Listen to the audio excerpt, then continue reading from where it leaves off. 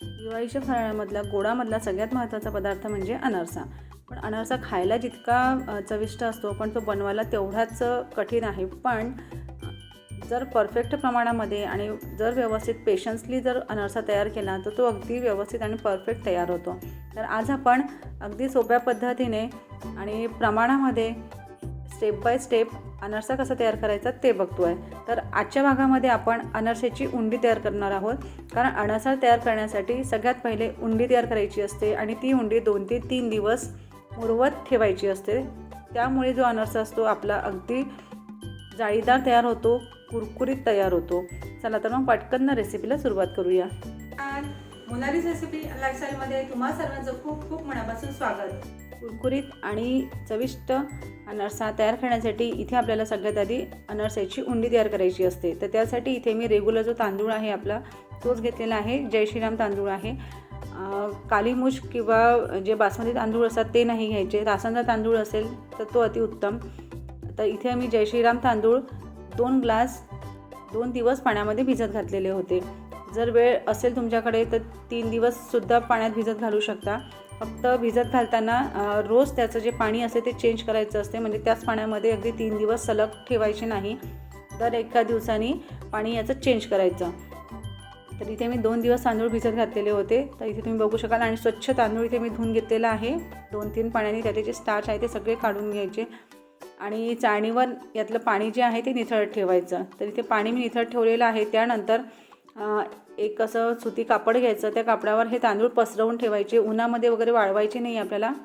त्यातला जो ओलसरपणा आहे तो फक्त कमी करायचा आहे. तर इथे मी फॅन खालीसुद्धा ठेवले नाही. तसंच मी 5 ते 6 तास ठेवले आणि हे तांदूळ व्यवस्थित आता तयार झालेले आहे आपल्याला बारीक करण्यासाठी.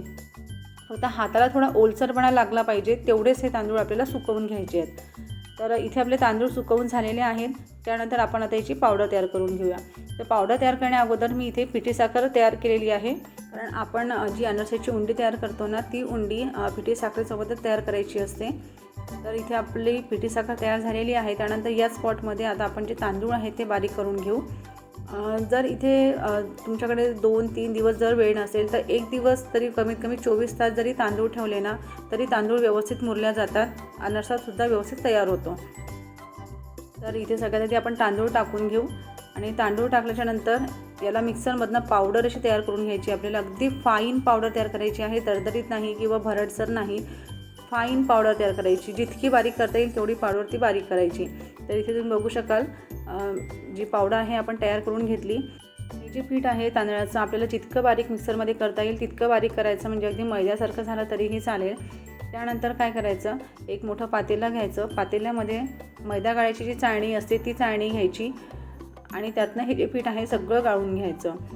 त्यानंतर तुम्हाला एक लक्षात येईल की जे वरती थोडं दरदरीत असं पावडर राहतं ते पावडर परत पॉटमध्ये घालायचं आणि परत त्याला मिक्सरमधनं फिरवून घ्यायचं. तर ही जी स्टेप आहे ही 2-3 वेळा करायची. त्याच्यामुळे आपल्याला जास्तीत जास्त पीठसुद्धा तयार मिळेल.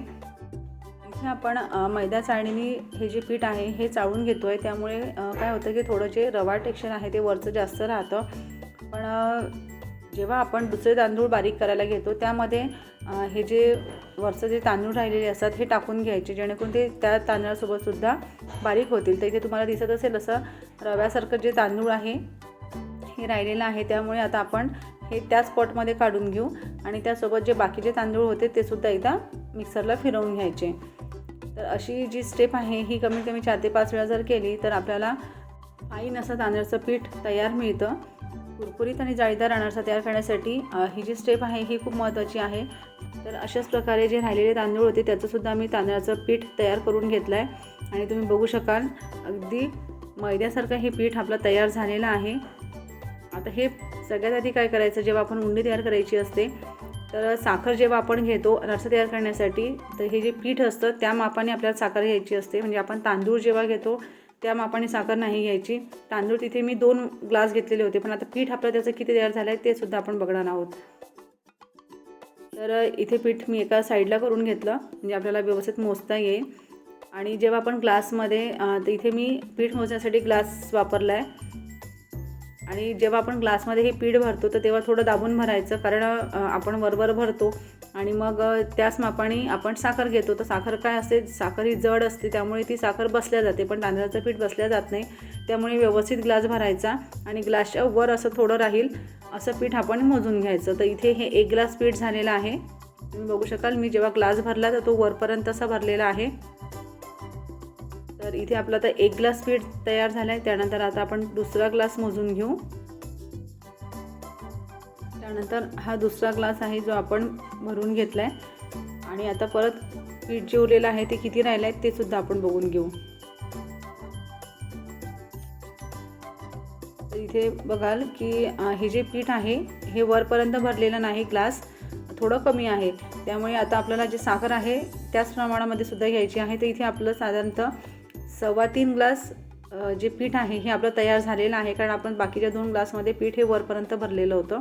आता साखर किती घ्यायची ते सुद्धा मी तुम्हाला सांगते. तर हे जे पीठ होतं हे सगळं मी एका जे पातेलं आहे त्यामध्ये काढून घेतलं आणि उंडी वळताना आपल्याला पातेलं थोडं मोठं घ्यायचं, जे मिक्स करायचं आहे आपल्याला ही पीठ. इथे साखर आता आपण मोजून घेऊ. साखर भरताना किती भरायची, म्हणजे एका ग्लासला साखर किती घ्यायची हे सुद्धा मी तुम्हाला दाखवते. तर इथे तुम्ही बघू शकाल जी आपण साखर घेतली आहे, ग्लासची जी शीग असते वरची ती कमी केली आहे, म्हणजे त्याला अगदी प्लेन करायचं आणि त्या प्रमाणामध्ये साखर घ्यायची एका ग्लासला. ग्लास जो होता तिसरा जो ग्लास आहे त्याचं जे प्रमाण आहे ते मी थोडं कमी घेतलेलं आहे, कारण तो जो ग्लास होता तो पूर्णतः भरलेला नव्हता त्यामुळे. तर इथे तुम्हाला कळलं असेल की 1 ग्लास जेव्हा आपण तांदळाचं पीठ घेतो त्याच्या प्रमाणात साखर किती घ्यायची ते. तर यामध्ये महत्त्वाचं एक इन्ग्रेडियंट आहे ते म्हणजे तूप घालायचं आहे. तर इथे 1 चमचा मी तूप घातलेला आहे. हे घरी तयार केलेलं तूप असल्यामुळे तुम्हाला थोडा रंग याचा दिसत असेल डार्क.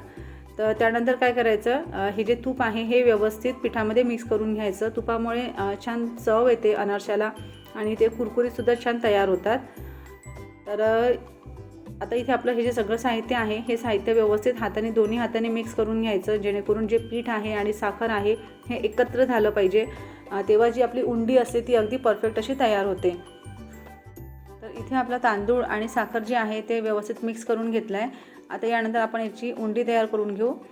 तर उंडी तयार करताना तुम्ही बघू शकाल अगदी सहजतेने ही उंडी तयार होते. 1 ते 2 सेकंदामध्ये उंडी आपली तयार झालेली आहे. याचा अर्थ की आपण जे तांदूळ सुकवून घेतलेले होते ते व्यवस्थित परफेक्ट प्रमाणामध्ये सुकवले, खूप जास्त पण नाही सुकवले आणि खूप ओलसरही नव्हते. त्यानंतर जी आपण साखर यामध्ये टाकलेली आहे ती बरोबर झालेली आहे. तर अशाच प्रकारे जे राहिलेलं पीठ आहे त्यापासून सुद्धा आपण उंडी तयार करून घेऊ. आणि इथे तुम्ही बघू शकाल 7 उंड्या एवढ्या पिठापासून आपल्या तयार झालेल्या आहेत. आणि कलर म्हणाल तर अगदी पांढरा शुभ्र आलेला आहे उंडीला, कारण आपण जे तांदूळ आहे ते व्यवस्थित स्वच्छ धुवून घेतलेले होते, सुकवून घेतले स्वच्छ कापडावर. अनारसा तयार करताना थोडं काटेकोरपणा असणं किंवा काटेकोरपणाने रेसिपी तयार करणं हे खूप महत्त्वाचं आहे. अनारसा तयार करताना पेशन्स खूप आवश्यक असतो. आणि इथे आपली उंडी तयार झाली आहे. आता यापासून अनारसा कसा तयार करायचा ते आपण समोरच्या भागात पाहूया. तर तुम्ही इथे उंडी तयार करून ठेवा आणि समोरच्या भागात आपण अनारसा कसा तयार करायचा हे जर तुम्हाला पाहायचं असेल तर चॅनलला लाईक, शेअर आणि सबस्क्राईब नक्की करा. बेलचं जे बटन आहे ते सुद्धा प्रेस करा, जेणेकरून जे येणारं नोटिफिकेशन राहील व्हिडिओचं ते सगळ्यात आधी तुम्हाला मिळेल. चला तर भेटू अशाच एका नवीन रेसिपीसोबत. तोपर्यंत स्वस्थ राहा, आनंदित राहा. Thanks for watching. Take care.